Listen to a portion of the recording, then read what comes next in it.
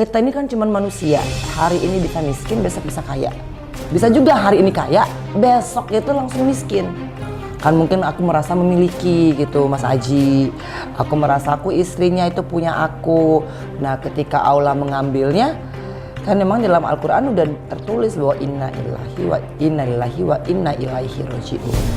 Semua yang ada di muka bumi ini akan kembali ke Allah juga. Seorang perempuan itu sangat mengabdi. Aduh ya Allah ya. Tuanya. Aduh. Nah seperti saya kan merasakan seorang laki. Kemudian ibu saya sakit, dan di mana-mana pun sampai ke Singapura berobat. Yang menemani adik saya yang perempuan. Kamu tuh tidak memahami Islam dengan benar. Nah makanya selama 6 tahun itu akhirnya aku tidak hanya menghafal saja, tapi aku mencari tahu misalkan surat ini turunnya di mana. Terus pada saat itu tuh sebenarnya apa sih kejadiannya gitu kan.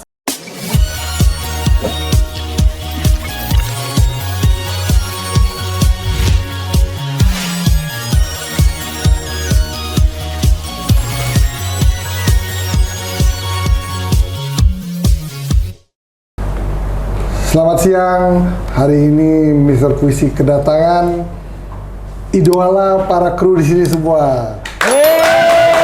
Alhamdulillah. Terima kasih Mbak Angie sudah datang ke gubuk kami yang kecil ini, dan saya juga terima kasih juga bulan kemarin saya diundang oleh Mbak Angie sehingga bisa membuat sedikit konten-konten yang mungkin sangat berguna bagi masyarakat banyak. Hari ini Mbak Angie sungguh menarik untuk kita. Kenapa? Karena saya ingin sekali menggali bahwa betapa hebatnya Mbak Angie ini bisa menghafalkan Al-Quran. Kemudian bagaimana caranya sih, mungkin punya trik-trik tersendiri dengan cara Mbak Angie sendiri sehingga bisa cepat sekali menguasai masalah-masalah agama ini. Untuk itu sekali lagi kita tepuk tangan untuk Mbak Angie. Waduh, alhamdulillah ya Allah. Padahal sesungguhnya aku yang tergabung sama Pak Made ya. Jadi kalau misalkan pemirsa nih paham kenapa aku ada di Bali, itu semua karena ada undangan dan campur tangan dari Pak Made. Pak Made ini orang yang luar biasa, yang kalau misalkan ya kalau di zamannya aku pasti udah tahu Pak Made ini siapa nih ya. Tapi karena hari ini aku yang akan diinterview, aku nggak mau jadi host gitu kan, terkebalik-balik lagi ya. Nah kalau misalkan kuat terus misalkan hebat, sebenarnya aku nggak juga gitu loh ngerasanya Pak Made ya, karena aku yakin semua ini kan dari Allah. Yang kalau di dalam Al-Quran itu surat Ali Imran itu ada yang mengatakan bahwa auzubillahi minasyaitonirrajim bismillahirrahmanirrahim qulillahumma malikal mulki tu'til mulka man tasya. Artinya gini, semua kekuasaan itu kan ada di tangan Allah. Dia bisa ngambil hari ini, dia juga bisa memberikan hari ini. Nah dan aku udah merasakan tuh di surat itu, berarti bener ya aku dulu punya kekuasaan dan sama Allah tuh diambilnya cek. Nah tapi juga kasarannya kita ini kan cuma manusia. Hari ini bisa miskin, besok bisa kaya. Bisa juga hari ini kaya, besok itu langsung miskin. Sehingga sebenarnya wala haula wala quwata illa billah, artinya hanya kepada Allah lah kita minta pertolongan. Kadang-kadang itu aku tuh sombong dulu Pak Made. Dan akhirnya ayat Al-Quran itu berlaku buat saya. Ternyata ini semua yang ada yang aku punya itu bukan aku punya. Ini adalah miliknya Allah, yang sekali-sekali dia mau ambil ya ambil aja, termasuk suami tercinta saya. Kan mungkin aku merasa memiliki gitu Mas Aji. Aku merasa aku istrinya itu punya aku. Nah ketika Allah mengambilnya, kan memang dalam Al-Quran udah tertulis bahwa inna lillahi wa inna ilaihi raji'un. Semua yang ada di muka bumi ini akan kembali ke Allah juga. Nah dari situlah aku mulai mendalami Al-Quran. Nah dan itu terjadi karena aku ada di dalam lembaga pemasyarakatan. Kalau nggak masuk juga mungkin nggak tahu begini juga kayaknya Pak Made ya. Nah kita ambil hikmahnya kan gitu ya. Sama dengan saya juga pada saat COVID kita nggak tahu akan berbuat apa, tapi kita berbuat sesuatu. Nah semua kejadian semua kita ambil hikmahnya. Betul. Nah satu lagi, kok bisa Mbak Angie di saat di lembaga pemasyarakatan kok bisa sampai melafal Al-Quran, kemudian banyak justru mengajari orang di dalam lapasnya. Bagaimana sih caranya dan berapa lama sih sampai bisa seperti ini? Sebenarnya tuh aku 4 tahun pertama tuh nyaris nggak nyentuh juga Al-Quran. Artinya aku Islam, aku sholat, tapi karena aku masih berharap putusan aku 4,5 tahun. Oh, iya, Tiba-tiba jebret gitu kan, 12 gitu. Wah itu bener-bener mungkin Allah tuh memang berkehendak demikian. Yang tadi akhirnya Pak Made bilang aku mengambil hikmahnya. Ketika aku divonis malah 12 tahun, aku mulai akhirnya mendekatkan diri kepada yang namanya Al-Quran. Gitu. Yang dulunya aku tuh lebih banyak mendekatkan diri kepada manusia. Aku tidak mendekatkan diri pada pencipta manusia. Nah, jadi orang ini aku agungkan. Wow, yang namanya presiden, menteri itu bagi aku itu adalah wah segalanya. Ya kan. Nah, akhirnya kan ketika aku dihukum, nah aku akhirnya punya satu konsep bahwa ya Allah harusnya kan aku cari penciptanya, Allahnya. Kenapa aku selama ini cari manusianya ya? Nah terus aku membesar-besarkan manusia ini lebih besar daripada aku membesarkan Allah.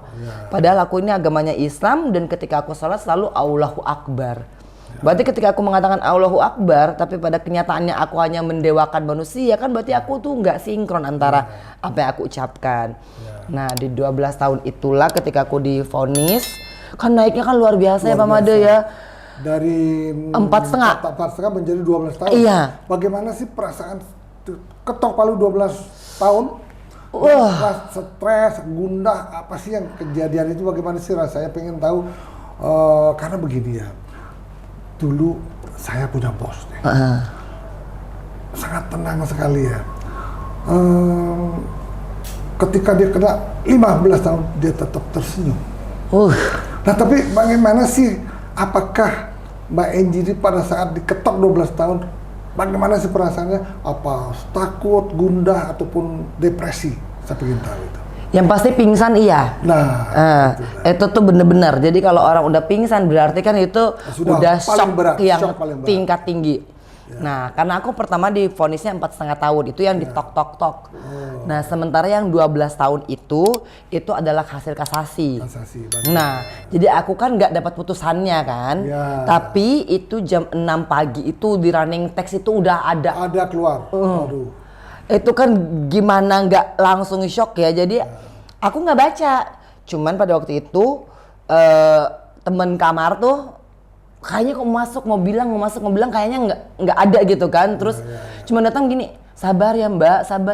Ini kan romanya udah nggak enak nih. Mana kalau dibilang begitu kan? Iya pasti ada sesuatu. Iya. Nah terus itu almarhum kakakku datang ke aku. Itu terus ya begitulah kan. Aku langsung pingsan tuh. Langsung rame kan dari 4,5 tahun jadi 12 tahun. Tambah lagi 5 tahun uang pengganti. Waduh. Jadi totalnya itu 17 tahun. Nah akhirnya? Nah, uang penggantinya bagaimana? Nah akhirnya kan aku ikut ini ya. Jadi aku pada waktu itu dulu nih Pak Made itu tuh langsung pingsan kan. Nah, kakakku datang gitu kan. Terus berusaha untuk menenangkan. Terus aku ya setelah 2-3 tahun kemudian baru aku PK. Nah di PK itu akhirnya putusan aku diturunkan kan. Jadi 10 tahun, uang penggantinya setahun. Dan nominal daripada itu pun dikurangin. Jadi alhamdulillah lah, karena pada putusan kasasi kan juga sebenarnya nggak bulat suaranya. Jadi 2 hakim memberatkan, 1 hakimnya itu abstain. Nah, saat itu Keanu berumur berapa ya? Pada waktu itu Keanu umur 2,5 tahun. Kan aku berpikirnya kalau aku hukumannya 17 tahun, aku ketemu Keanu dia umur 21 tahun. Kan. Kasihan. Aduh, itu udah babak belur, udah gitu masuk keluar dalam lapas itu kan nggak mudah ya. Nah, jadi tuh emang shock berat. Aku abis pingsan aku masih nggak terima lah selama beberapa tahun. Nah itulah hikmahnya Mbak Enji jadi seperti sekarang ini. Alhamdulillah. Berarti setelah tahun kelima mulai belajar. Iya, jadi setelah almarhum kakakku kan meninggal. Jadi dulu kan aku di dalam masih diurusi oleh kakakku. Jadi itu juga setia gitu loh, datang bawa makanan, ngurusin dan masih punya duit. Nah, tahun kelima kan udah habis nih Pak Made nih, terus terang nih udah habis. Udah habis berarti nggak seberapa dong dulu, justru. Lah iya, jadi kan kadang-kadang Jadi bisa, tapi bukan saya apa-apa ya. Ya betul. mungkin Mbak Enji dulu kan seorang yang idealis, mungkin masih lugu. Terlalu gitu. lugu. Jadi tidak tahu betul. bahayanya bagaimana. 27 tahun Mama De masuk di DPR kan, jadi bener-bener aku kalah akrobat lah gitu kan dengan Kalah trik lah, kalah trik, aduh, gitu. Masya Allah. Tapi sebenarnya kalau mungkin orang merasa itu sebagai suatu, ya lu sih keluguan, lu sih kepolosan, lu sih dimainin orang. Mungkin orang berpikir aku ini sial atau aku ini bodoh, tapi ternyata Allah ketika kita melihatnya pakai kacamata Al-Quran, justru itu adalah keberuntungan bagi aku. Nah, saya yakin itu sebuah keberuntungan. Betul. Sebenarnya karena Mbak Enji diundang salah satu majelis taklim di Bali ya sebenarnya. Itu dia termasuk keberkahan, alhamdulillah ya. Saya punya banyak saudara juga, jadi yang muslim lah ya dan muslimah. Karena kalau aku sendiri kan dalam keluarga aku 2 bersaudara. Kakakku paling tua udah meninggal, jadi kan nyaris aku cuma seorang diri. Nah, jadi ketika aku punya saudara-saudara muslim, apalagi ada di Bali, ya Allah aku tuh seneng banget loh diundang di sini gitu. Bisa bertemu dengan saudara-saudariku dan juga ternyata mereka mendoakan aku juga. Nah, dan yang lebih berkah lagi karena ya Allah aku nggak tahu mau bilang bagaimana, makasih loh Pak Made karena aku akhirnya bisa bawa mamaku jalan-jalan. Nah, saya juga salut kemanapun Mbak Enji tuh pergi, mamahnya selalu ikut. Iya. Nah, itulah para pemirsa sekalian, seorang perempuan itu sangat mengabdi.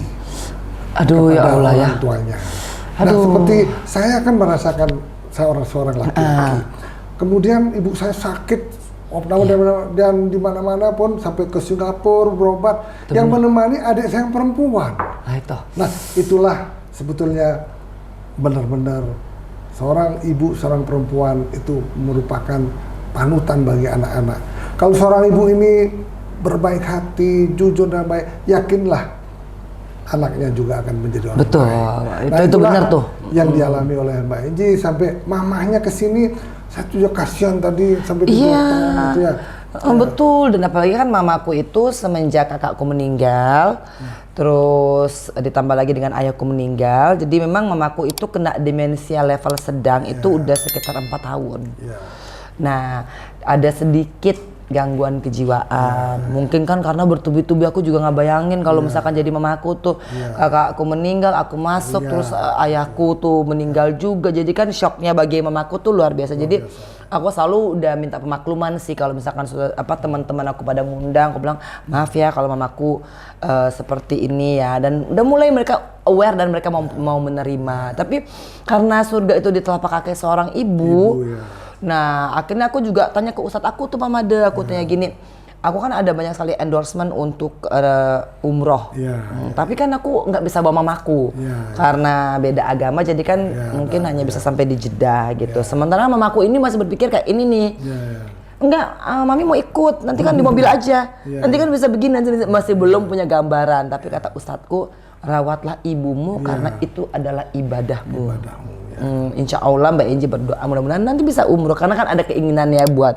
Cuma kadang-kadang mikir kalau mau umroh nanti pikirin mami juga ya kan. Nah itu dia. Terima kasih loh buat Pak Made dan tim tuh yang udah akhirnya juga mamiku bisa ikut. Ya Allah semoga pokoknya keberkahan buat Pak Made dan juga buat semua perusahaannya ini tuh berlipat kali ganda karena mamaku tuh seneng banget. Amin. Amin ya Allah. Ya, yang sangat menarik, saya sempat melihat videonya Mbak Enji. Mbak Enji tiba-tiba ketemu seorang artis, Edis Adelia namanya. Iya betul. Itu juga saya waktu cukup lama mengenalnya. Gimana sih ceritanya kok bisa ketemu Edis Adelia? Kemudian kebetulan juga Edis aja juga menggunakan jilbab ya. Iya. Nah, ya mudah-mudahan Edis juga bisa mengikuti jejak Mbak Enji. Amin ya Allah. Gimana sih ceritanya itu, gimana sih ketemu? Tapi aku nih, ini nih agak-agak curiga nih sama Pak Made karena aku tuh bertemu banyak artis loh ya di dalamnya. Tapi yang diinget Edis loh. Ya kan enggak, ini sih bukan gosip-gosip gitu ya. Tapi Edis deket tapi sama Pak Made berarti ya. dekat karena saya sering banyak membantu orang. Jadi artinya saya lihat vlognya, kan kemudian Edis Mbak Edi undang kan. Oh, saya tahu, oh tiba-tiba ternyata Edis juga satu lembaga itu. Jadi aku itu kan dulu ditempatkan di blok besar. Oh gitu ya. Jadi yang mungkin orang punya gambaran, oh Mbak Enji tuh di blok kecil ya kan, spesial gitu kan. Nah alhamdulillah ada Edis waktu itu masuk dan melihat bahwa oh iya ya Enji tuh tidur dengan 24 narapidana lainnya. Wah, kaget dong dia, kaget dia. Kaget kan, oh iya ada Mbak Enji gitu kan. Mungkin kaget dan takut. Iya ya Edis ya, bagaimana perasaannya? Tapi sih alhamdulillah pas Edis datang, aku langsung ini dis buat kamu cemilan, karena aku tahu biasanya kalau orang baru masuk itu kan kurang persiapan. Jadi pasti tuh bekal itu nggak ada gitu kan. Mungkin bukannya nggak ada, tapi karena nggak tahu kan, oh ternyata jam-jam segini tuh udah nggak jual makanan. Jadi aku suka bawain tuh kalau nggak sarapan ataupun ya kue-kue kecil lah. Ya Edis tuh hanya beda, ini kamarku, kamar satunya baru kamarnya Edis. Nah jadi tuh relatif dekat lah. Nah, jadi kalau misalkan Edis lagi senggang, dia main ke tempatnya aku. Dan alhamdulillah maksudnya Edis tuh anak yang baik sekali. Ya Allah, itu adikku yang paling aku rasa tuh dari berbagai cobaan hidupnya juga dia mengambil hikmah dan akhirnya dia istiqomah dengan keyakinannya dia. Sekarang malah dakwah kemana-mana, kan itu bagus banget loh Pak Made gitu ya. Aku juga salut sama Edis tuh. Edis, yuk sini kapan-kapan kita main ke Pak Made lagi. Jadi itulah hikmahnya daripada suatu kejadian yang yang sangat sulit. Nah untuk itu saya melihat Mbak Enji itu banyak hafal dengan ayat-ayat Al-Quran. Alhamdulillah. Hari ini saya bercerita bahwa saya kan sungguh lama sudah 15 tahun saya sendiri. Oh oke, Pak Made nih menduda 15 tahun. Nah, dalam perjalanan 15 tahun ini kadang-kadang saya merasa kangen, kadang-kadang merasa galau gitu ya. Oh iya. Nah, ada nggak mungkin yang bisa membantu saya? Ada nggak mungkin ayat-ayat yang bisa menyebabkan orang itu bisa lebih tenang, mungkin lebih happy. Nah, mungkin saya ingin tahu mungkin apa yang bisa menenangkan lah ya. Kemungkinan. Nah sebenarnya sih banyak banget ya Pak Made kalau aku mau ngomongin dari surah-surat yang benar-benar menyentuh hatiku. Tapi kalau misalkan aku sendiri, kalau aku lagi galau, aku tuh selalu, kan galau tuh kadang-kadang tuh karena kita kangen seorang atau kita merasa kesepian. Nah itu memang surah andalanku itu surat Ar-Rahman. Nah karena kan ya udahlah, walaupun aku nggak disayang sama orang, aku disayang sama Allah karena kan Ar-Rahman kan. Nah dan di Ar-Rahman itu tuh ada memang pengulangan luar biasa, fabi'ai ala irabbikum tukadziban. Artinya nikmat apa lagi yang harus saya dustakan? Karena Allah itu mungkin nggak kasih sekarang aku suami, tapi kan ada nikmat-nikmat lainnya yang aku rasakan. Seperti diundang Pak Made ke tempat ini gitu loh. Walaupun aku tidak memiliki villa yang sebesar ini, tapi aku bisa menikmati villanya Pak Made. Itu kan juga fabi'ai ala irabbikum tukadziban. Nah kalau ayat lengkapnya itu aku sih udah sering bawain ini ya, tapi karena memang mintanya buat ketenangan hati, Ar-Rahman, Al-Fat itu juga bener-bener buat menenangkan hati. Jadi aku tuh pernah ngerasa ya Allah aku kok dikebulin orang ya. Nah itu Al-Fat itu mengenai enggak, kamu menang kok, kamu akan mendapatkan cintanya Allah. Jadi kalau aku bisa hafalkan, aku bisa lafalkan itu kan Ar-Rahman, auzubillahi minasyaitonirrajim, bismillahirrahmanirrahim. Ar-Rahman, alamal Qur'an, khalaqal insan, alamahul bayan. Nah itu 5 ayat itu aja bahwa Allah tuh mencintaimu gitu.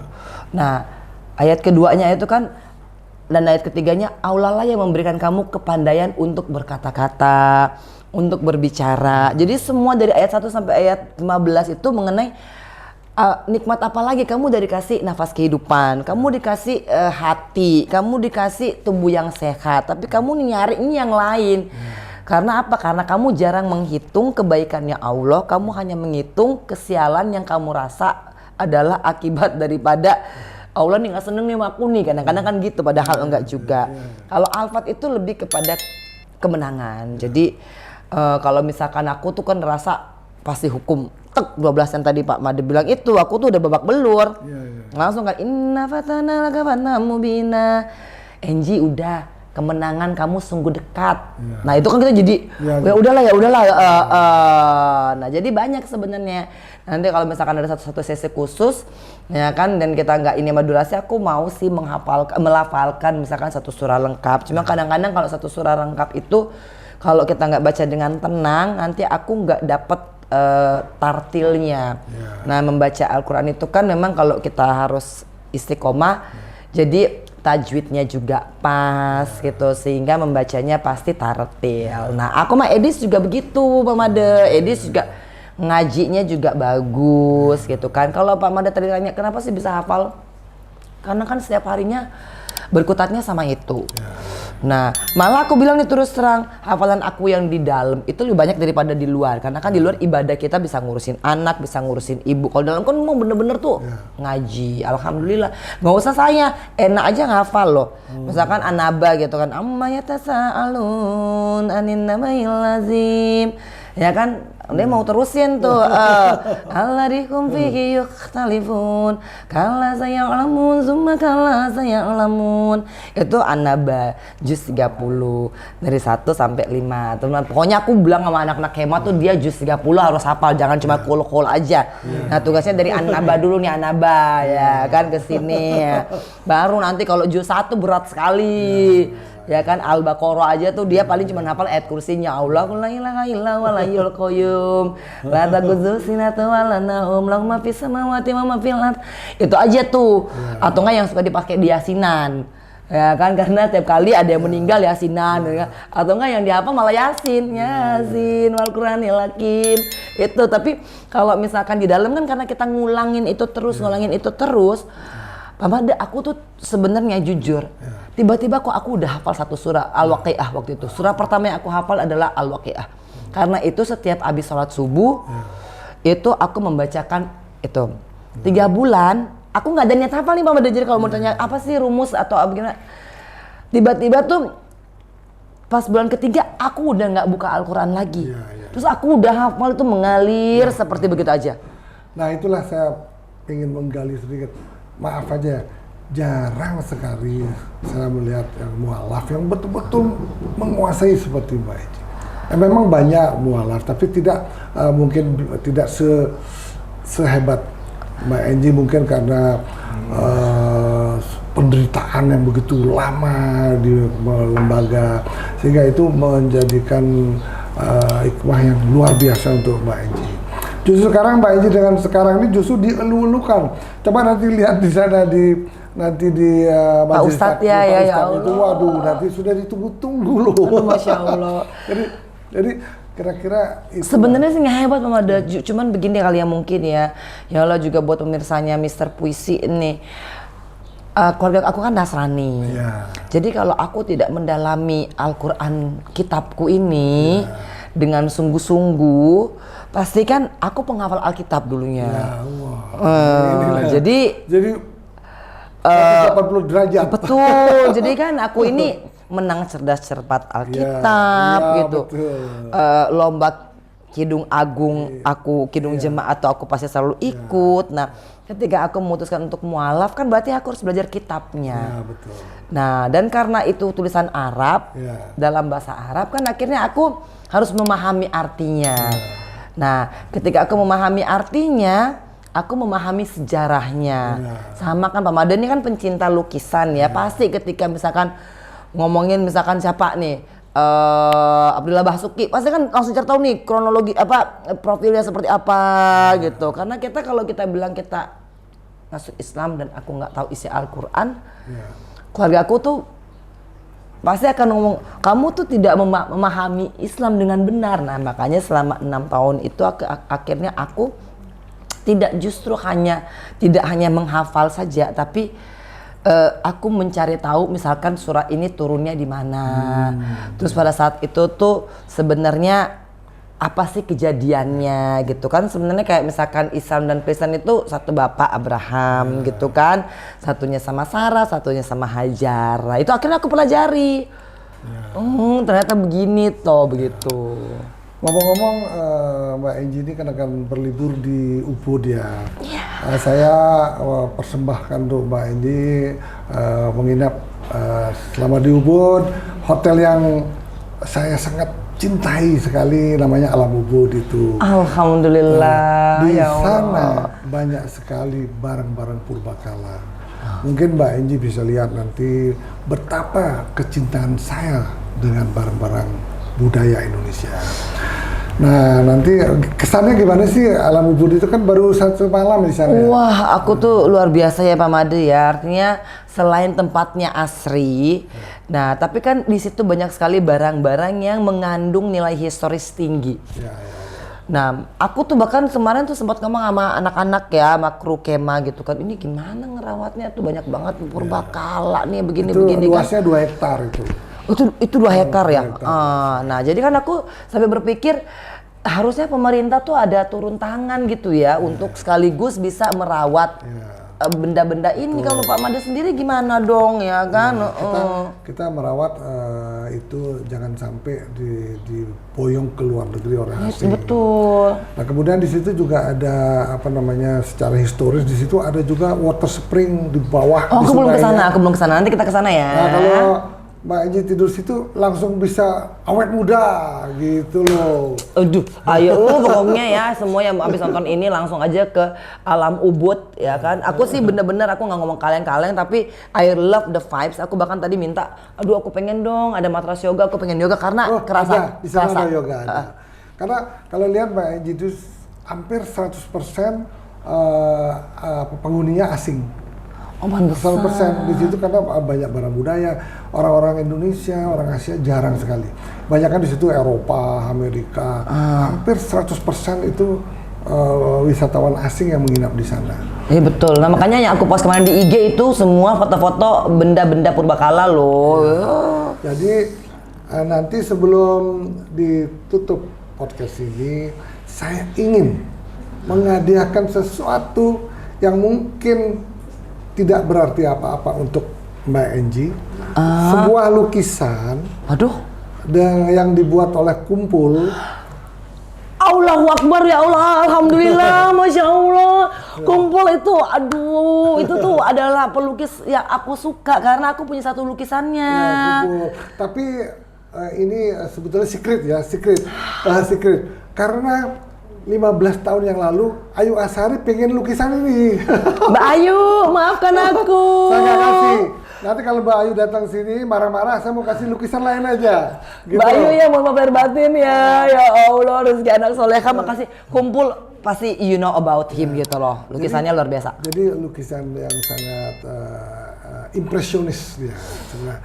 Untuk dan agak realistis, tapi aku kan ke ruang podcast ini ya. Nah, terus aku baca buku ini nih, Walter Spice. Terus aku lihat itu, kok ada sih di tempatnya Pak Made nih?